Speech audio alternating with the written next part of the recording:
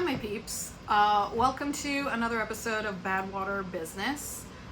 Just to bring those of you who haven't been keeping up with us up to date, this week was a big week for us. We are purchasing land to start our animal sanctuary slash humanist wellness retreat slash homesteading school slash spa. We found a suitable piece of land very close to our major cities here in the GTA, in Ontario, Canada. And because we already have the board, and what we wanted, because this was something that I really am motivated to do ultimately for my kid, for my daughter, River.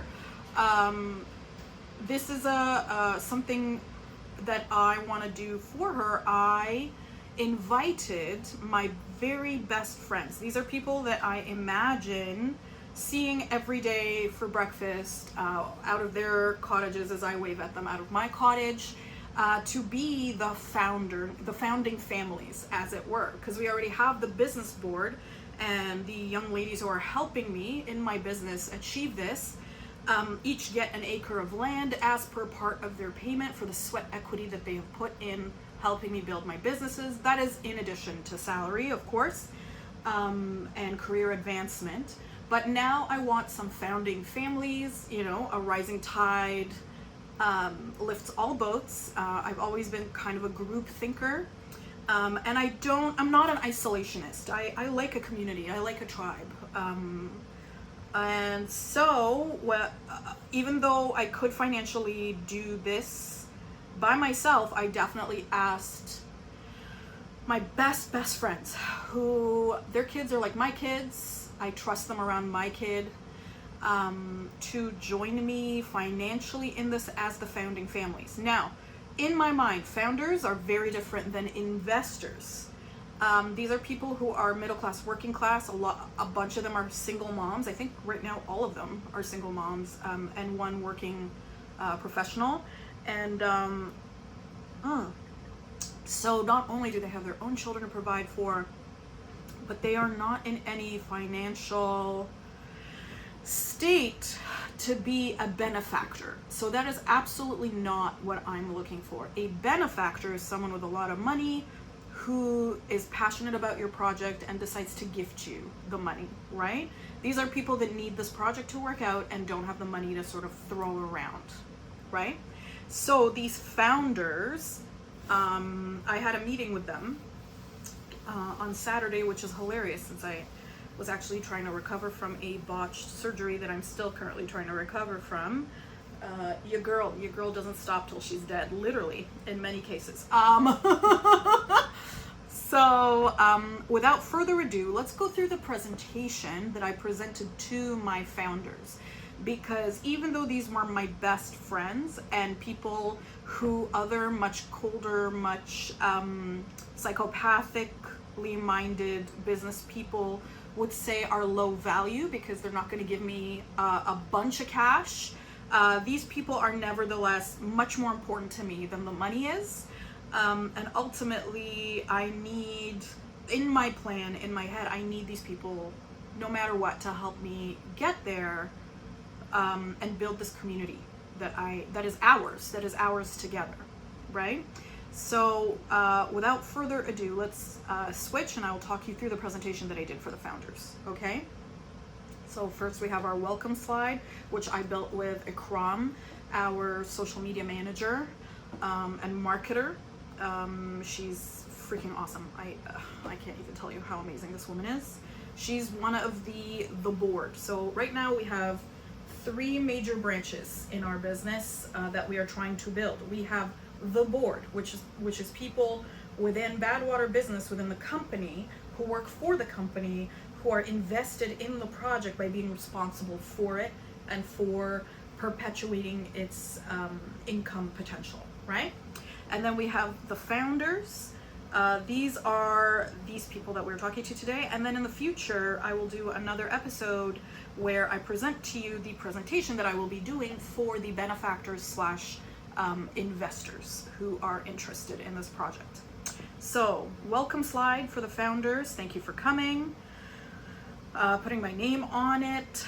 That's very important. It's not for vanity's sake. It is for them to feel like I have taken ownership of this project, and there's no sort of like plausible deniability that this isn't my idea, that I am not fully responsible for what I'm about to say next, right? Next thing is, this is a potential founder/investor presentation for land purchase, homesteading community, and ultimately a thriving business together. What is the business?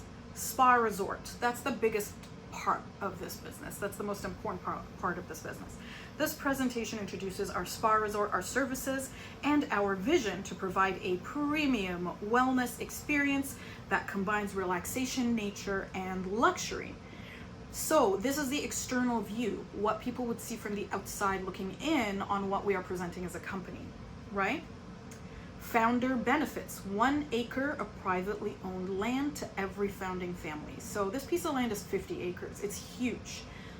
So part of what I expect as to give my founders with their subscription money, as it were, is 1 acre of their own privately owned land.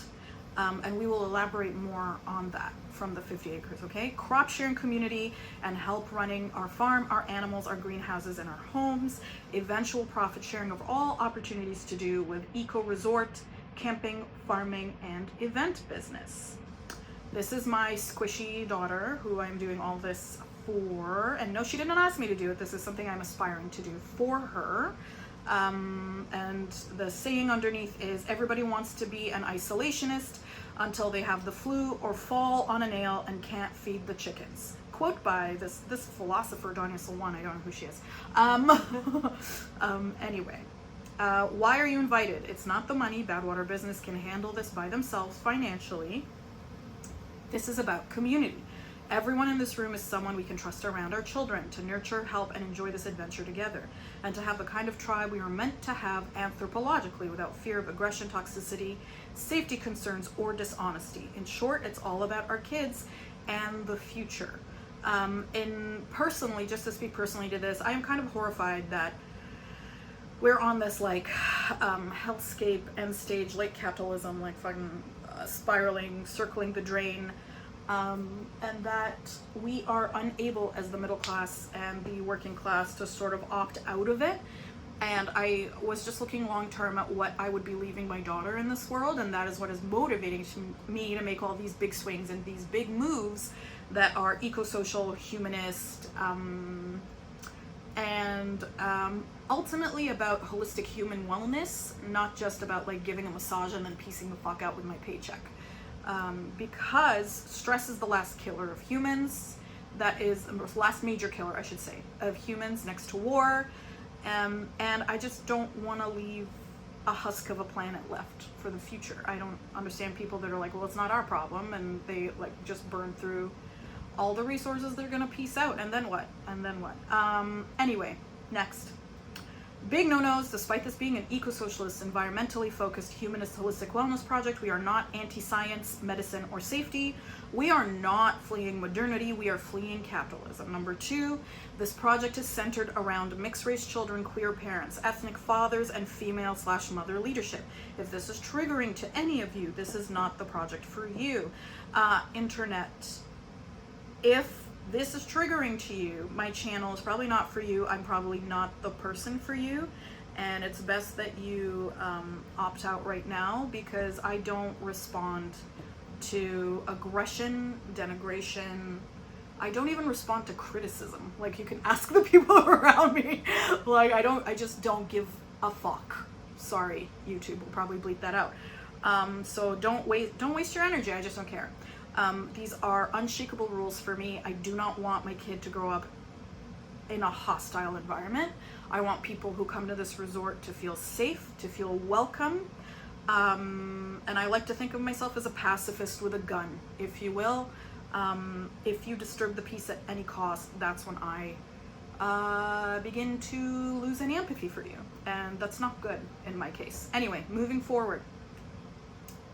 Why is it important? Because experiences and opportunities like this are getting further out of reach for the middle class and the working class every day. We are being priced out of community, nature, organic food, and peace and wellness. Moving on. no soapbox for me today. I don't have the time. Now, let us begin to talk about the project and the money. And here I paused and I allowed people to ask some questions. People did ask very pertinent questions. I found that I told them to, I was pleased that I was able to tell them to hold on for a second, because all the questions asked were addressed by the rest of the presentation. So before we get into some of those questions, let's just go through the rest of the presentation, which is what I advise people with the questions they asked. And let's go through it and then we can discuss, okay? Our direction business-wise. Our vision is to become a leading spa resort and wellness destination at this scale, this close to Toronto and the GTA. I sort of wanted like to have something be closer than the Bahamas and Reykjavik, since we all know that all the prices all over the world right now for gas and for flights is skyrocketing, and people are sort of trapped on their own continent in their own neighborhood right now. So to me, this is a need. It's a lack. This close to such a major hub. We are a huge hub in North America. I think we've exceeded the size of the Chicago area, actually. So I think we're the second largest urban hub in North America, and people are stressed. They're pulled thin here in Toronto. Prices are crazy. The food itself is so expensive. All that ties into why it's the right time to get into this vision, as far as I am concerned, okay? This close to Toronto GTA, we also intend to run a homesteading school, host other nature-based ecological events such as nature dances, raves, peaceful camping experiences, and weddings. So we intend to monetize this as much as possible as soon as we can, starting with this just being a campground to begin with, because campgrounds in this region, and it is like on the border between Southern Ontario and the Canadian Shield. It is Algonquinish area, and per day, Algonquin is I think 100 per day to camp. And if we price it not even close to that, we'd still make mad ass money in the summers here. So already this is something that can yield income for the people that invest in it, which is something very important to me. Passive income is like the most important thing for me. Our mission to provide genuine healing and a getaway out of the cycle of stress created by the city, to provide organic fruits and vegetables for our collective, as well as marketable produce for everyone else this close to the city, again, at farmers markets, to provide an animal sanctuary where humane husbandry can be taught as part of the homesteading school. So for me, like the three echelons, like we cannot live without each other, and we cannot live by exploiting the other two echelons, that is the earth and plants in our food system, and animals as well. If you are against one, then you have to be against all the others. That being said, I'm definitely like a North African animal eating farmer. I just believe that there is a way to exist in the natural cycle with no waste and without poisoning the earth to do these things. And I just want to bring these humane practices back into our food, because ultimately our food is healthier, our food is cleaner, and it tastes better when you don't just give in to the need to make profit to the nth degree. You could still make a profit, it's just not like putting everything, every single need aside in order to just make the most money. Like it's insane, and it's killing us all, including the planet and the animals who have no hand in this and what we're doing here. Okay, community commitment. While we cannot guarantee the success of any of these projects, the funds contributed by founders will at the very least go toward infrastructure to make our founders comfortable and safe on their land. We talked about this. So like they were like, okay, so say you collect the monthly fee and we pay that month we pay what is required of the mortgage and the land tax. Where would the rest go? And I was like, well, the rest would go to the board to pay the people taking care of the land while we're not there, because we have to all go to our jobs in Toronto. And the first thing that the board would be in charge of is setting up the perimeter and setting up security cameras, et cetera, safety like that. So these aren't wants, they're needs, right? Followed by like water tank and plumbing, followed by internet, followed by all these other things that it just naturally takes in order to just not have like a barren piece of land in the middle of nowhere that you purchase that you can't do anything with, right? So moving on, let's talk about the actual land. What we know so far, the cost is about $200K. The property is 50 acres. It is 2.5 hours outside of GTA about, or 3.5 hours in heavy traffic. It is located along 2 major roadways and close to a town, with a hospital only about 10 to 15 minutes away. It is close to established hydro lines, making wireless internet setup and communications more accessible. It already has underground plumbing and infrastructure. I am mentioning all this to say this is a unique experience at this price, especially that hydro, aka electricity for those of you who are not from the area, and underground plumbing infrastructure on pieces of land like this are usually huge sunk costs to just even begin to make land livable. These things are already in there. So yeah, so moving on. So a smart investor would know what the hell I was talking about here, right? Founder contribution, the down payment plus fees will be at least $70K. The mortgage and property tax will total approximately $1,100 per month.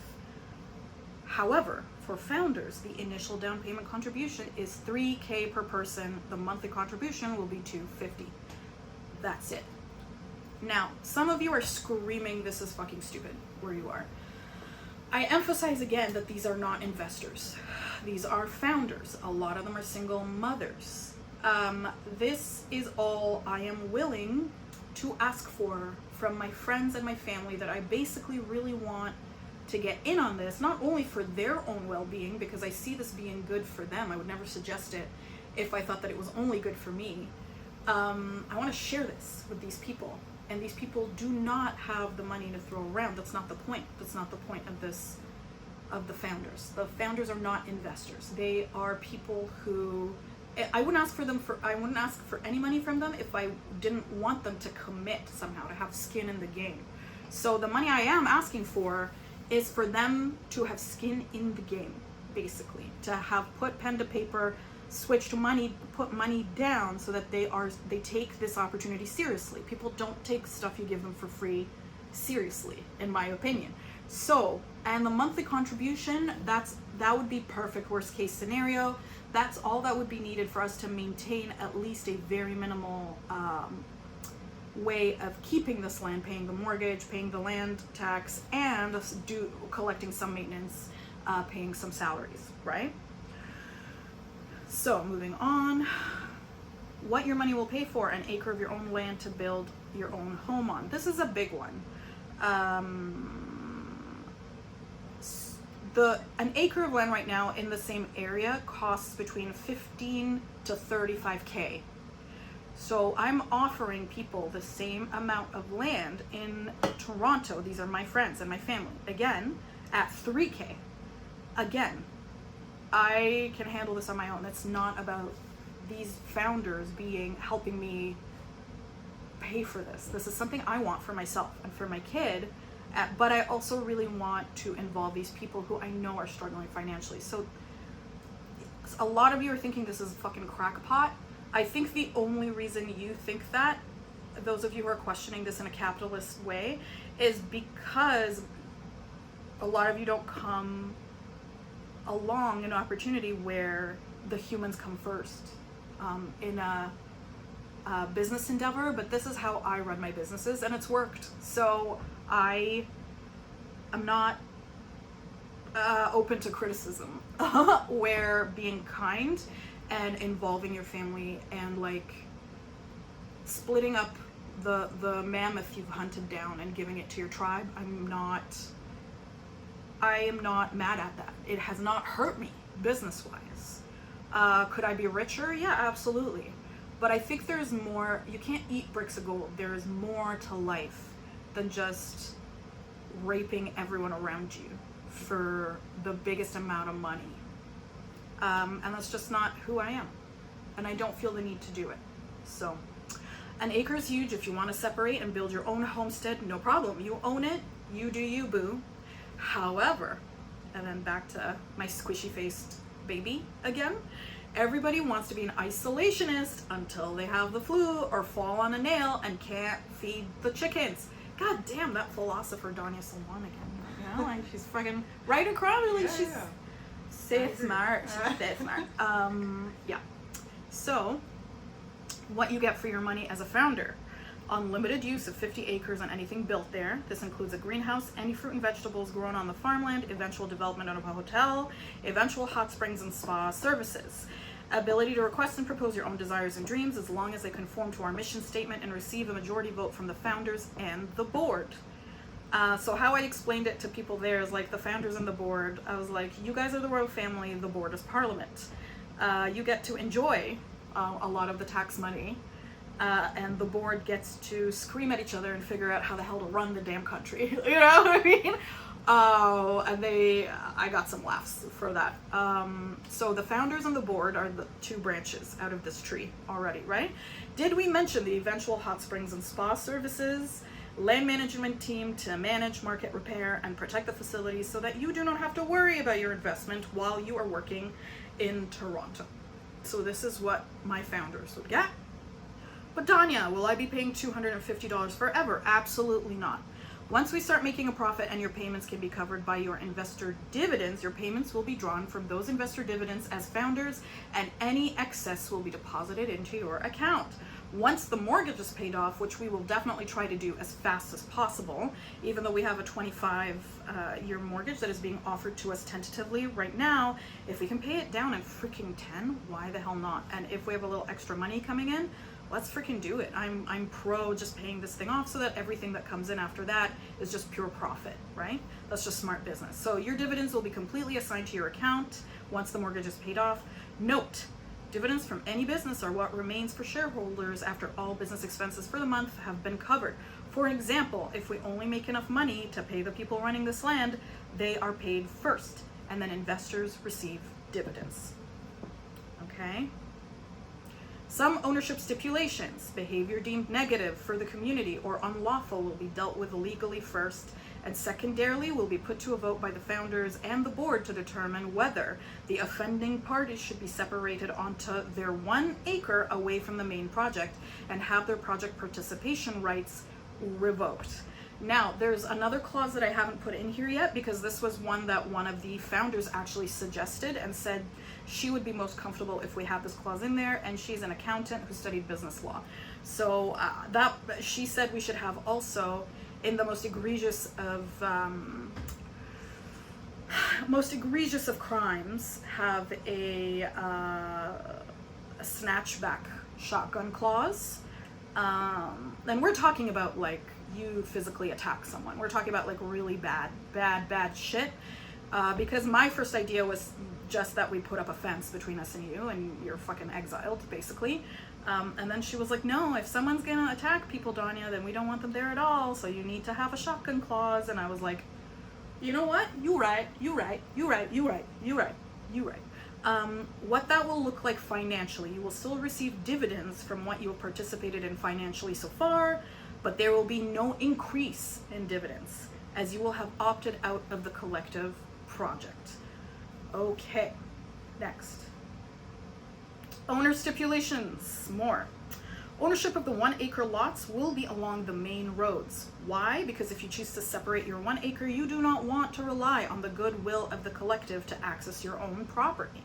This also allows for much easier / cheaper access for contractors, emergency services, and resources to reach your own piece of land, as well as providing natural boundary protection. It's always better if you're on the edge of your property, you can fucking see people sneaking on there. Not that we won't have cameras instantly strapped to the trees to tell us if a serial killer comes across our boundaries to bury a body there.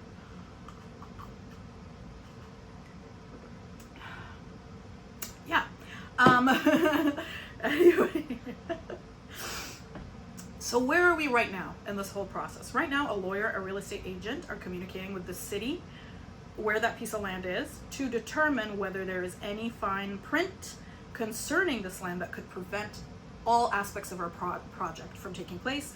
Until we are absolutely sure that we will not be hindered by the government, we will not proceed. If this land is purchased in the meantime, we will continue looking for equally suitable land. Until then, you have time to consider and change your minds But Danya, what if I have more to invest? What do I get for that? Easy. You receive more dividends, just like in any other company. Your share of dividends increases as your investment grows.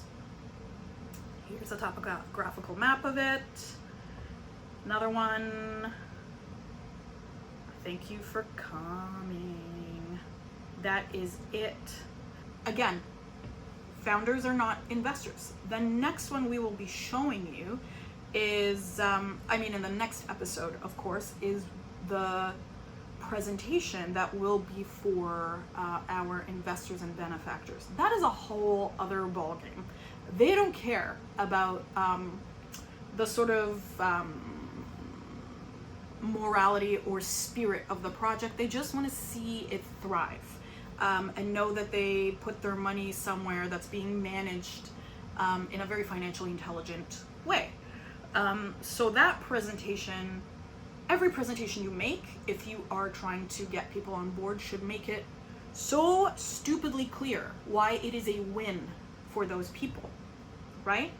And so you need to, in my opinion, you need to discuss your boundaries, your rules, because if your investor slash founder is already not comfortable with things that you find non-negotiable, then they're not for you.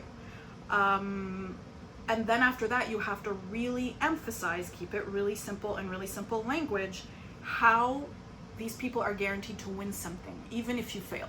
Win even if you fail, right? Plan every business venture to do something, even worst case scenario. Do you know what I'm saying? That's where people want to put their money, right? Unless they're gambling, which don't get me started. I'm an old school investor. I worked in financial institutions. I was a financial planner, and I don't gamble. I don't sports bet with people's investing money. That's not what we try to do here. That's it. Keeping it short and sweet. Thank you so much for sitting through that. If you have any questions, don't hesitate to put them down in the comments. If you can go by our Patreon and please help us out with this project. If you feel like you don't have enough money to invest but would love to see this project come to life, we do have a lot of rewards planned for anyone who spends even a penny to help us out.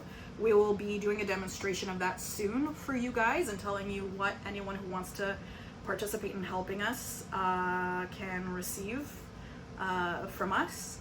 And we are eternally grateful for your attention, for your participation in any way. Thank you so much, you guys. Wish us luck. So far, so good. And we loves ya.